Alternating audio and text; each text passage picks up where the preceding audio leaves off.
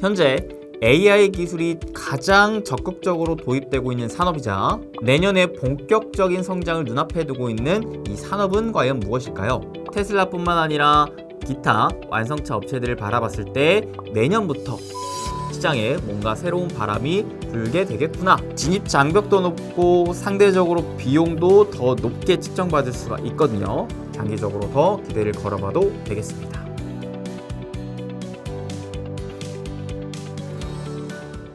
행부 반갑습니다. 여러분들의 행부 파트너 수빈쌤입니다. 여러분들, AI는 과연 버블일까요? 혁신일까요? 저희 채널에서 저와 함께 AI에 대해서 계속해서 공부하고 있었죠. AI는 메가 트렌드이자 거대한 혁신이다 라는 얘기를 드렸는데요. 그렇게 볼 수 있는 근거들이 최근에도 계속 연이어 나오고 있습니다. 최근에 AI 산업과 관련된 흐름을 과거 닷컴 버블 때와 비교하시는 분들이 많은데요. 사실 과거 닷컴 버블 때는 인터넷 관련 벤처 기업들 중에 대다수의 적자 기업들로 대규모 투자가 발생을 했었고, 그렇게 기초 체력이 안 되는 기업들이 대규모 투자를 하다 두드러지는 실체가 없이 버티기 어려워지자 그에 따라 버블이 터져버리는 현상이 나오게 됐었는데요. 최근 AI 관련 투자는 기초 체력이 튼튼한 빅테크 기업들 중심으로 이루어지고 있고요. 그렇기 때문에 AI 인프라 설비를 확충하기 위한 반도체 칩, 슈퍼컴퓨터, 클라우드 이러한 인프라를 확충하기 위해 천문학적인 자금이 들어가고 있음에도 불구하고 기초 체력이 탄탄한지라 그러한 비용 부담을 감내하며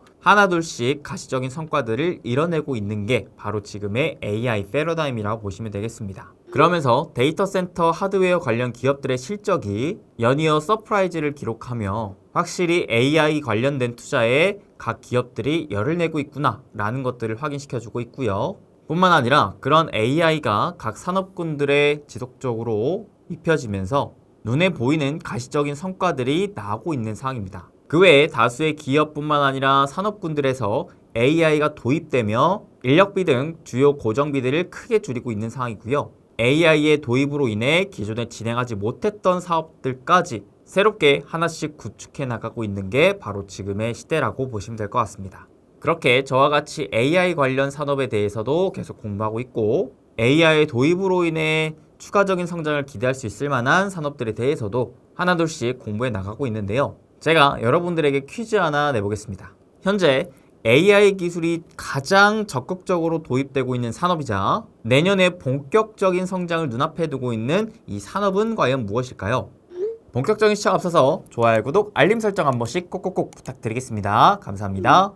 정답은 바로 자율주행입니다. 그래서 오늘은 이 자율주행에 대해서 공부해보는 시간 가져볼 텐데요. 최근까지 AI 기술이 여러 산업에 적극적으로 도입되고 있는 상황인데 그 중에서도 가장 적극적으로 도입되고 있는 산업이 바로 영상 분석 산업이라고 합니다.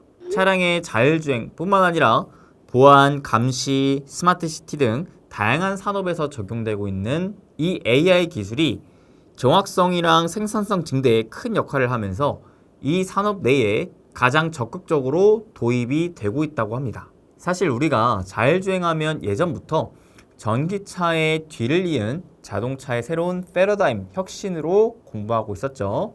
그렇기 때문에 많은 분들께서 자율주행은 우리 인생에 분명 다가오는 대표적인 성장 산업이라고도 이해하고 계신데, 문제는 과연 그런 자율주행이 언제쯤 우리의 삶 속에 찾아올 것인가? 과연 언제쯤 그러한 자율주행 관련주의 주가 상승 흐름이 본격적으로 나오게 되는 것인가? 이러한 부분에 대한 의문점은 계속 가지고 계셨을 겁니다. 자, 근데요, 자율주행하면 우리가 크게 세 가지 요인을 살펴볼 수가 있겠습니다. 첫 번째, 사람의 눈의 역할을 하는 인지, 그리고 두 번째, 사람의 뇌의 역할을 하는 판단, 마지막 세 번째, 사람의 손과 발의 역할을 하는 제어인데요. 이 세 가지가 고루 다 갖춰지고 순서대로 사람을 대체하여 작동이 되어야지만 그것이 바로 자율주행이라고 우리는 설명을 합니다. 즉, 첫 번째, 사람의 눈을 대체하는 센서가 있어야 되며 뇌를 대체하는 AI 시스템이 구축이 되어야 하고, 마지막 그를 바탕으로 상황에 맞게끔 자동차를 제어해주는 역할이 필요한 것인데요. 이러한 자율주행 영역 안에도 가장 중요한 핵심적인 영역으로 자리 잡고 있는 게 바로 사람의 뇌 역할을 하는 AI 시스템이라는 겁니다.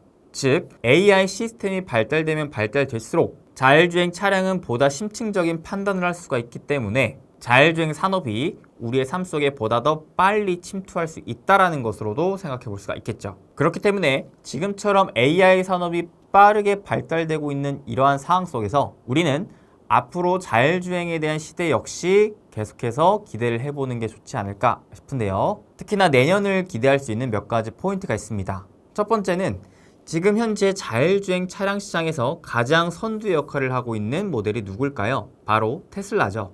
테슬라의 CEO인 일론 머스크는 최근에 테슬라 자체 자율주행 프로그램인 FSD의 12번째 버전을 공개해줬습니다. 그러면서 미국 캘리포니아주에서 테슬라 차량에 탑승해 무려 45분간 자율주행하는 모습을 트위터로 생중계했는데요. 그때 당시 FSD 버전 12를 탑재한 차량이 공사 구간을 조심스럽게 통과를 했고 비보호 좌회전도 무리 없이 해냈습니다.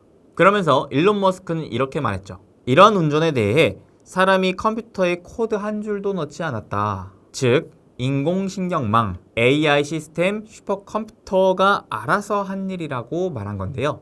테슬라는 예전부터 구글, 웨이모, GM 같은 대표적인 완성차 업체들과 자율주행 방법론이 좀 달랐죠. 다른 완성형 차량들은 이 눈의 역할을 하는 센서에 엄청난 공을 들였거든요. 대표적으로 카메라도 쓰고 레이더도 쓰고 라이다도 쓰면서요. 하지만 테슬라는 그 중에 라이다를 배제하며 카메라와 레이더만으로 찍은 영상 데이터들을 오히려 이 AI 시스템에 더 집중하면서 지역 제한 없이 어디서든 완전 자율주행이 가능한 기술 개발에 나선 거였습니다. 그래서 자율주행은 데이터를 수집하고 그 데이터를 바탕으로 알고리즘을 학습하며 그 학습한 데이터를 실질적으로 적용하고 피드백화하는 과정을 통해 발전되게 되는데 이때 1차적으로 중요한 데이터 수집의 영역을 테슬라는 다른 자율주행 차량들보다 훨씬 앞서갈 수 있었다는 겁니다.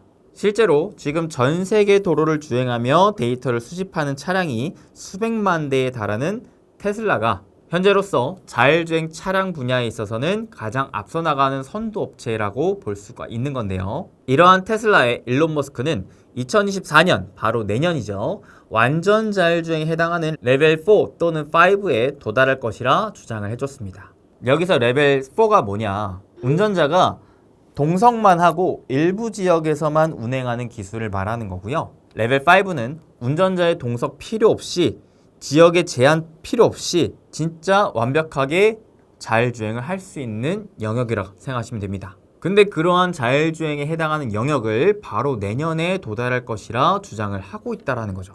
그리고 테슬라 외에 우리가 자율주행 관련해서 주목해 볼 만한 기업이 또 하나가 있는 게 바로 엔비디아입니다. 결국 자율주행 차량도 누가 얼마나 많은 데이터를 기반으로 고성능의 슈퍼컴퓨터를 활용해 데이터를 분석하며 활용할 수 있느냐, 이것이 중요한 포인트인데요. 즉 다시 말해 차량 내에 연산할 수 있을 만한 반도체 칩이 정말 중요하다는 거죠. 그렇기 때문에 차량용 AP를 공급하는 엔비디아가 이 자율주행 분야에서도 다시금 부각받은 것인데요. 그렇기 때문에 현재 자율주행 진영은 엔비디아라는 AI 플랫폼을 사용하는 완성차 OEM 진영과 테슬라의 양강 구도로 이루어지고 있다라고 생각하시면 될 것 같습니다. 그렇기 때문에 우리가 자율주행 시장을 바라볼 때 테슬라도 중요하겠지만 이 엔비디아도 중요한데요. 엔비디아는 이 자율주행 분야의 성장성을 매우 높게 주목하고 있고요. 특히나 이 엔비디아의 오리는 24년에서 25년부터 본격적으로 양산 차량에 탑재된다고 합니다. 이는 완성차 OEM 업체들의 레벨 3 자율주행 서비스 출시를 약속한 시점과 맞물려 있기 때문에